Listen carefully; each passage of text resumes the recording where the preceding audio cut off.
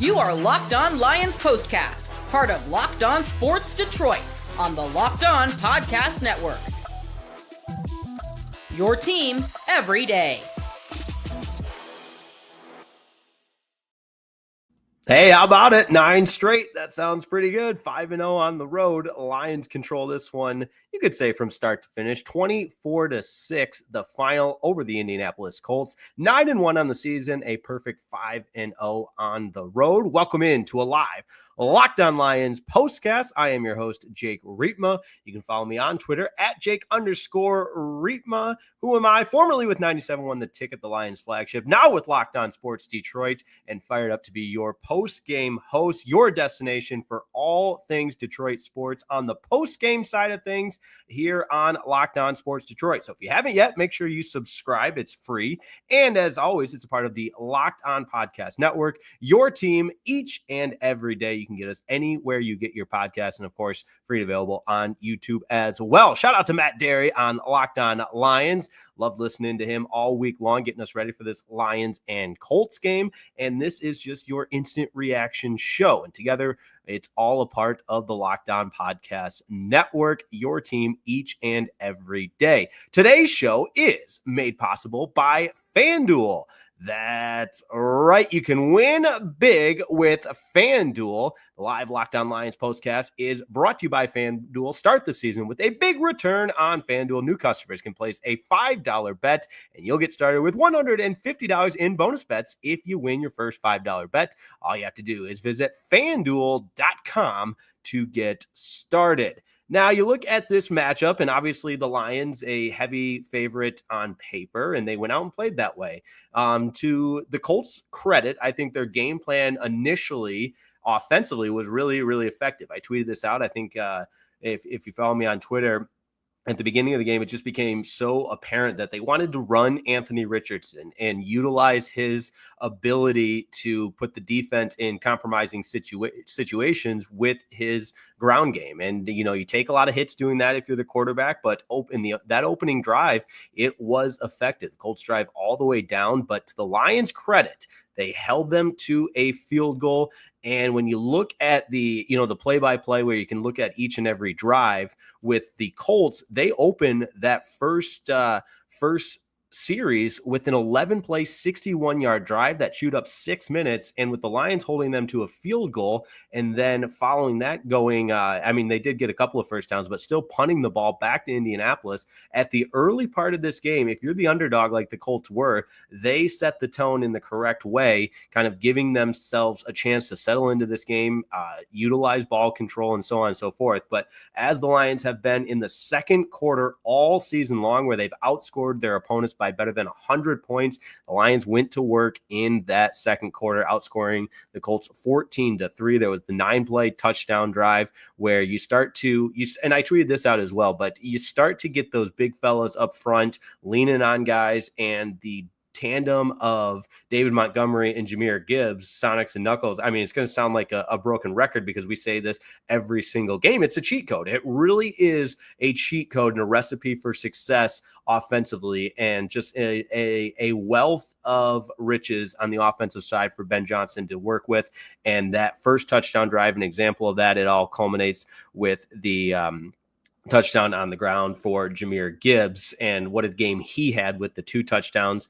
And then continuing on in that second quarter with the defense, again, holding them to a field goal on that 9-play, 65-yard drive for Indianapolis. This is where, and I wasn't the only one that, obviously, I think everyone in the stadium noticed this, but Kendall Vilder, not his best game, and he really looked like a liability. And if we get to your comments here in just a second, I welcome all to the chat function of the YouTube stream. That's why we do this live, so your voice can be heard as well. So let me know what you think in the chat. But man, Vilder just, a couple of times, and it could have been worse. There was a couple of times where he was beat and Anthony Richardson just missed his guy. And I don't want to get too far into the Anthony Richardson conversation because this is not a Locked On Colts postcast, but man, I said this when he was drafted. Look, he looks great at the combine, can run fast, jump high, and I mean, yes, a very limited sample size in college, but he played like 10 college games. And I didn't agree with, if I'm a Colts fan, I would not have loved the future of our franchise resting on Anthony Richardson, because I'll probably be proven wrong, but I mean, whether it be the immaturity sign of, taking himself out of a game, it's just little things. Maybe he will be Cam Newton, because obviously that's the comparison that he draws with how physical and how big he is. But man, there was at one point, I think he had seven consecutive incomplete passes. And I know I'm diverging here a little bit, but I wanted to mention that because I don't think he's going to, and again, we can clip this and say on November 24th, 2024, I was completely wrong about Anthony Richardson, but man, I would not feel great if I was a Colts fan, especially what you witnessed today from Anthony Richardson. But that said, Vilder certainly looked like a weak spot in the secondary. You got to get Terry and Arnold back. And then they even had Khalil Dorsey working at a point in the second half there. But this Lions team obviously is beat up. We'll talk about the injury concerns in the last portion of the program. But overall, the defense really, really good today. But man, that was when the Colts had success, it was because they were picking on Kendall Vildor. Now, as the first half comes to a close, credit the Lions again, another impressive 9-play, 70-yard drive that culminated with the touchdown run for David Montgomery. And again, they said this on the broadcast. I want to make sure I get it correctly, but I know it's over 20 consecutive games with a rushing touchdown for the Lions going back to last year. And I believe it's an NFL record, but man, what an impressive display from the Lions rushing attack. And there hasn't been a consistent tandem in the backfield that sustained this much success over an extended period of time that we've seen from Montgomery and Gibbs. And they're just getting started. That's the exciting part. And while we're doing this live, my goodness, I guess this is the beauty of a live Locked On Lions postcast. The Bears have come back to force overtime. What am I missing? I thought the Vikings had them dead in the rights. That would be nice. I mean, obviously it tastes like vinegar saying you're rooting for the Bears, but considering the circumstances, since they're playing the Vikings, sure, we'll take a somehow miracle Bears victory. Yeah, it looks like they are forcing overtime at Soldier Field. So we'll keep you updated on that. That's the beauty of the live Locked On Lions postcast. We'll do it live, baby. We'll do it live. But would love to hear your thoughts as well, as the Lions could just kind of control this one as we work through our game summary here into that second half. I thought the Lions took control right away in the third quarter. Again, in one sense, it did kind of that feel of the Arizona game where the Lions had chances to put them away. The offense kind of got stagnant in the latter portion of that third quarter. They turned the ball over on the one drive in the third quarter where I believe it was Gibbs Montgomery that was stopped short on that third or fourth down and 1. And oh my goodness, the Commanders just scored to tie it against the Cowboys. I'm sorry, I'm having ADD right now. I got all the monitors on behind me and watching these games in the witching hour. Somehow, some way, the Commanders have come back to tie it. The Bears and the Vikings are going to overtime. This is just a wild NFL Sunday, folks. And I'm glad the Lions can just go out and take care of business with how well the defense played. The Lions get the touchdown from Jahmyr Gibbs in the third quarter. Kind of some emotion that we saw from Jahmyr Gibbs there, and it did yield a taunting flag. So in a big game, you certainly don't want to see a taunting flag. I thought it was a quick flag because, I mean, these guys are competing at the highest level. There's going to be some trash talk, and there's certainly things that have been more egregious than what Gibbs did for that taunting penalty. But it is what it is. Bates nails the longer extra point after the penalty. And then speaking of Jake Bates, he just continues to be perfect from 50 plus. And oh my gosh, Seibert just missed the game-tying extra point. You've got to be kidding me. Washington, they were down 27-20. They scored a touchdown with 20 seconds left and an extra point away from tying it, and Seibert just missed the extra point. This is crazy. Our old friend, Austin Seibert, wow.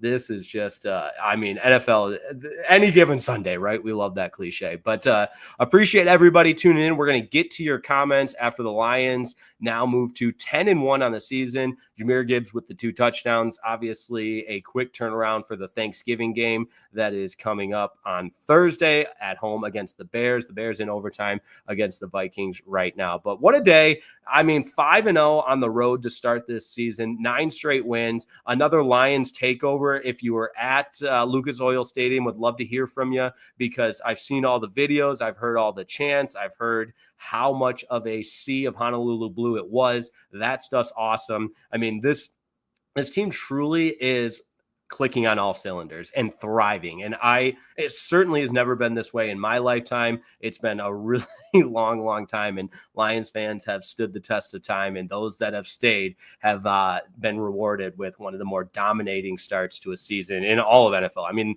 this Lions team is getting comparisons. I was watching Sunday NFL Countdown this morning with Randy Moss, and he was talking about, with the whole crew on ESPN, but Teddy Bruschi and Randy Moss talking about how this Lions team really does look like the Patriots team that went undefeated in the regular season. I mean, eventually they lost in the Super Bowl, so let's hope that's not the Lions' fate. But you get what I'm saying, which is continuous, consistent, repeated, dominant performances, which is awesome. So lots more to get to. Don't go anywhere. We're going to get to your comments next. We're going to talk about how good that defense was. And of course, we will wrap it up with our final segment where we go over some of those injury concerns. Don't go anywhere. We're just getting started on a Locked On Lions postcast here on Locked On Sports Detroit.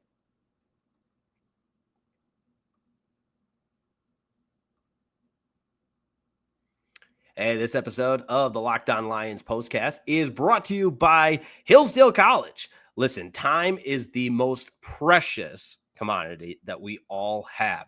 No time to waste. Don't waste it by scrolling through the same mind-numbing content, whether you're wasting time on social media or whatever it may be. You can now spend your time way more wisely to improve yourself, right? I'm talking about history, economics, the great works of literature, the meaning of the U.S. Constitution. You probably could use a refresher on each and every one of these, couldn't you? So how about this? Our sponsor, Hillsdale College, is offering more than 40 free, that's right, free online courses. And here are just a few. Constitution 101, the meaning and history of the Constitution, Introduction to Free Market Economics, The Great American Story, A Land of Hope, The Rise and Fall of the Roman Republic, and a brand new documentary style course on Marxism, socialism, and communism. And best part, they're all free, my friends. They are all free. Listen, Hillsdale College provides a world-class education. Both my parents went there. You got to love that. All of Hillsdale's courses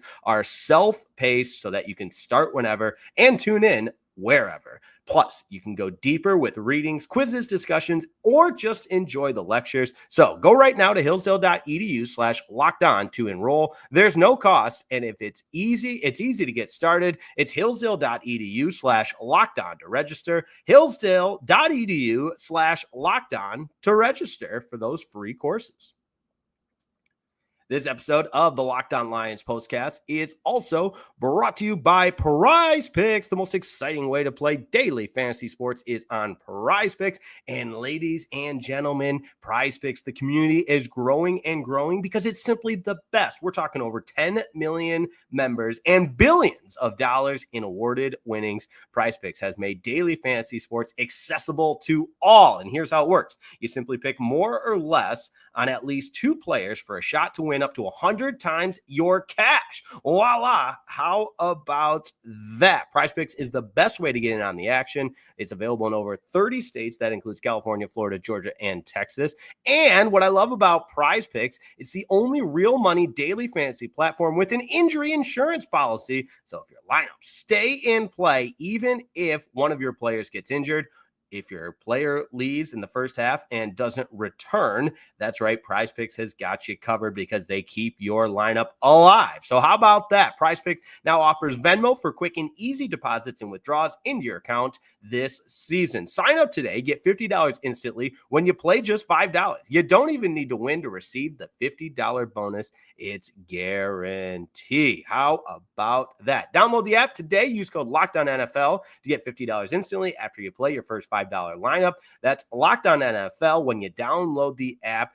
Prize Picks, run your game.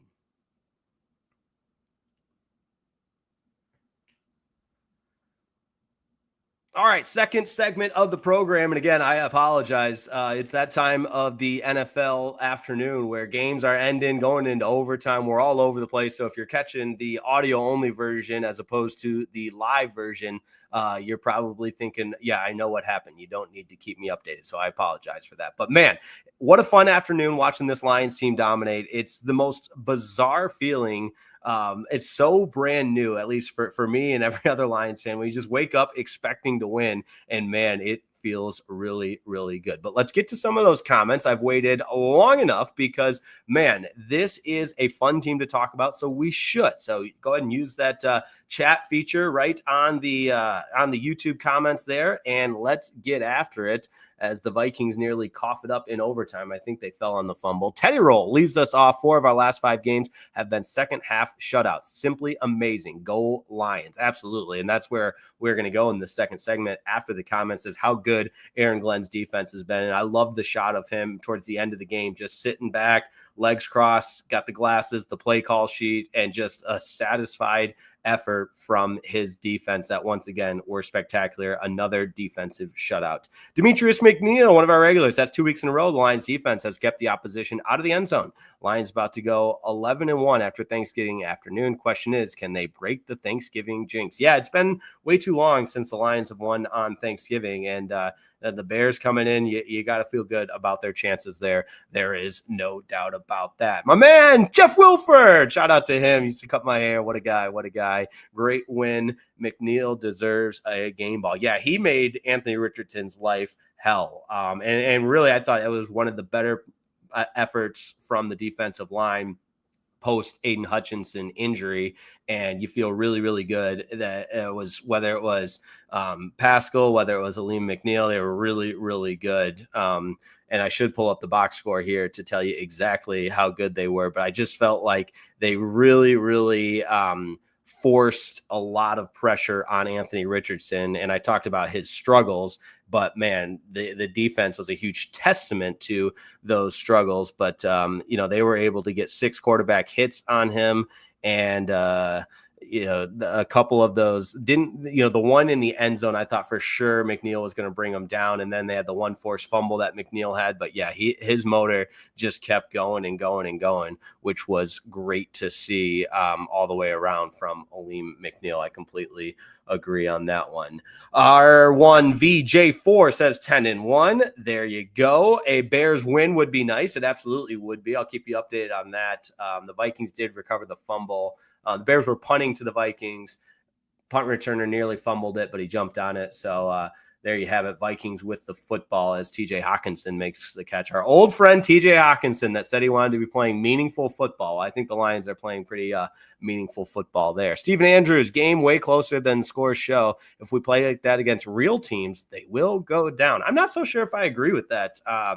And I'm always willing and able to be very critical of the Lions, but I understand the parts where it felt like the Lions could have gone for more of a kill shot and didn't. The offense stalled out a couple of times in the second half that, you would have liked to see that. But it's the National Football League, man. It's any given Sunday. And to go on the road and just dominate an opponent, second half shutout, and win by 3 possessions, I think we're getting a little nitpicky and again, I'm not going to sit here and say that's the best they could play, because look at what they did against Jacksonville. But I mean, let's be real for a second as well. I think you'll take a game in which the opponent doesn't score in the second half and never really has it.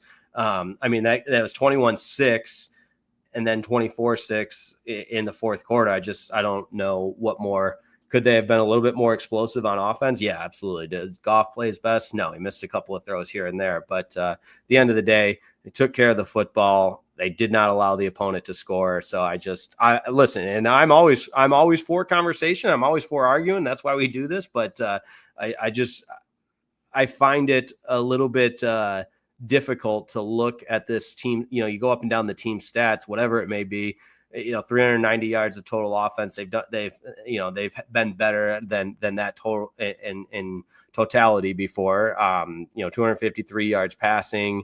They didn't turn the ball over. Only 5 penalties. I just think it was a really clean game from the Lions. Daniel Barry Sports Highlights says, "Yo, Jeff Wilford, injuries are a concern for sure. They absolutely are. We're going to talk about that at the end. But the Lions, this is a good point too. I still think the linebackers did a good job without Anzalone in the lineup. They absolutely did. Jack Campbell flying around, making plays. Again, collectively, this defense, and that's what this segment was all about, of how good they played. But for the Colts, I mean, they're 268 yards. Time of possession, also a big part of it, where the Lions went on a couple of long drives in that third quarter to milk some of the clock. So overall, I don't think this was some overwhelming dominant performance that you had last week, where you put the rest of the, you're setting records in multiple facets of the game. But I think it was a convincing win, and you were clearly the better team, and you went out and took care of business, because that's what you do as the Dan Campbell led Detroit Lions. And that's why you're 6-0 on away from home and 10-1 overall. So a really great performance from the Detroit Lions. If we want to get nitpicky, I thought maybe Goff was under pressure a little bit. There wasn't like the new line of scrimmage created 7 yards down the field like we've seen in times past with this Lions offensive line. So yeah, I guess that's an area that we could say the Lions weren't at their absolute best. And right on cue, exactly. Jeff Wilford saying the O-line had a few struggles as well. But we're going to take one more time out, wrap it up with my concerns on the injury front of things and what this Lions team can do in a short week as we look ahead to Thanksgiving against the Chicago Bears. That's all coming up next on Live Locked On Lions Postcast.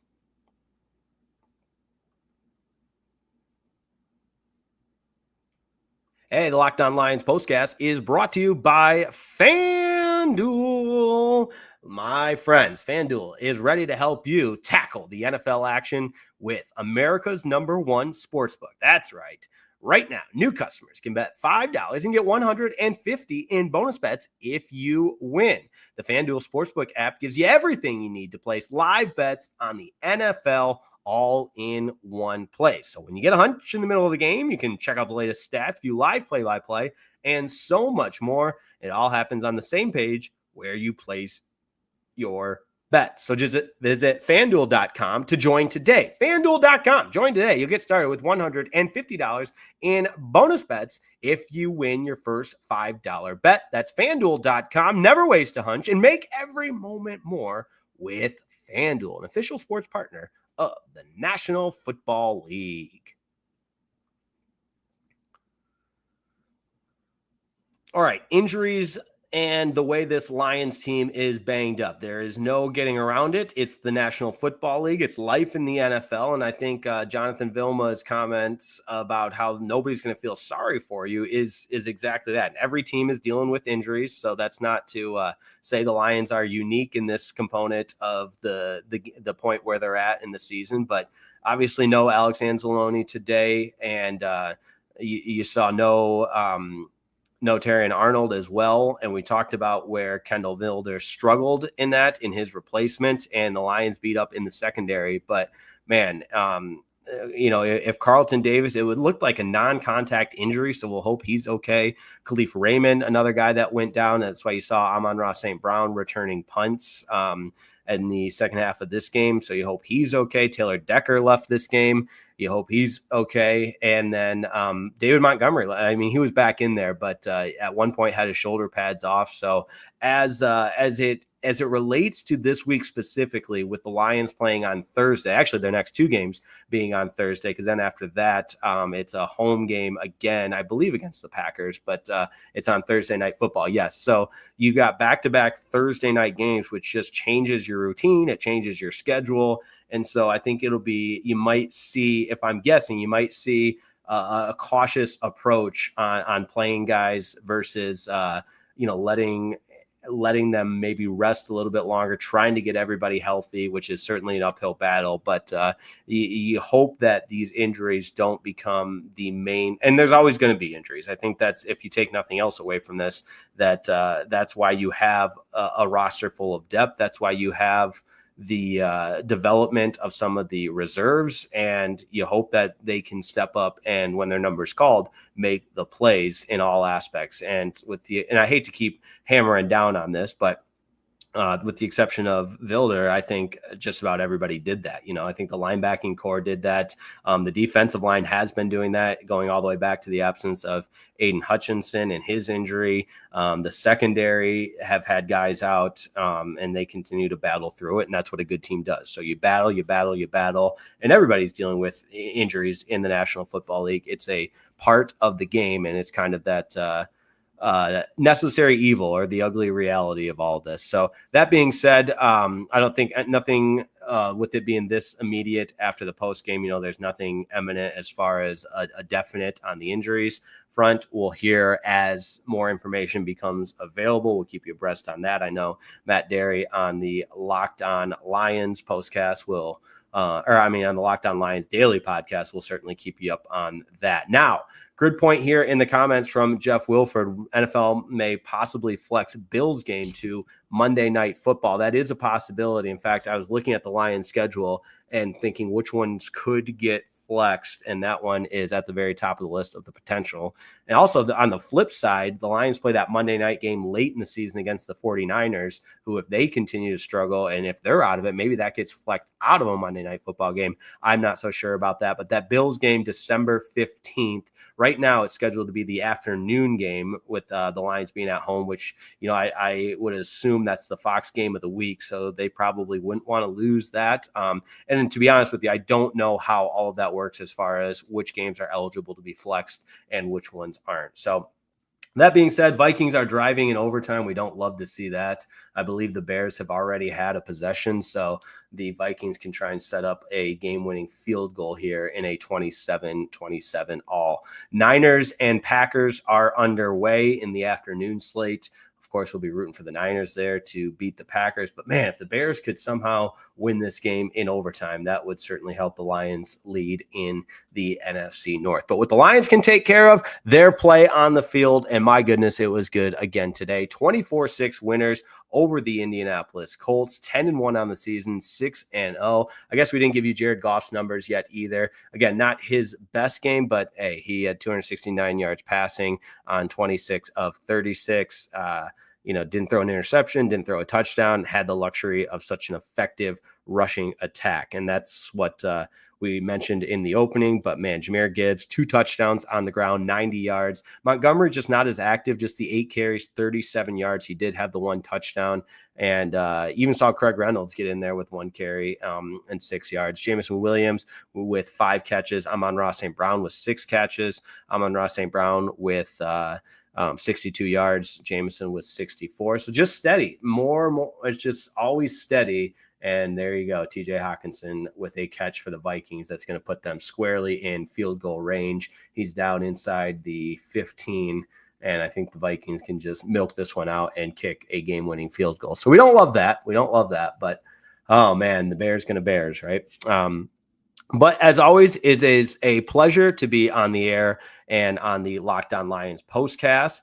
Thanks, as always, for tuning in. You can subscribe at Locked On Sports Detroit. We do this after every Lions game, after Pistons games, after Michigan Wolverines games, and, of course, after Locked On Lions games and Tigers games when the baseball season comes around. But this is your post-game destination, the Locked On Sports Detroit YouTube page, all part of the Locked On Podcast Network. Now, for your second listen, don't forget to check out the Locked On NFL. It's an all-new Locked On NFL with 2 shows every day. First, the Madman Tyler Rowland kicks off your morning with a double shot of NFL espresso, and then stop on by the barbershop with Tony Wiggins for some real NFL talk. And find Locked On NFL on YouTube or wherever you listen to podcasts. Thanks so much. It's always a pleasure. We certainly appreciate it. Have a wonderful rest of your Sunday afternoon. Enjoy it, and we'll talk to you tomorrow night after a Locked On Pistons postcast. So long. Have a great day. Lions beat the Colts for their 9th straight win. They're 10-1 on the season and a perfect 6-0 on the road. See you next time on Lock. Oh, and go ahead and like today's video as well if you haven't already. Appreciate it. See you next time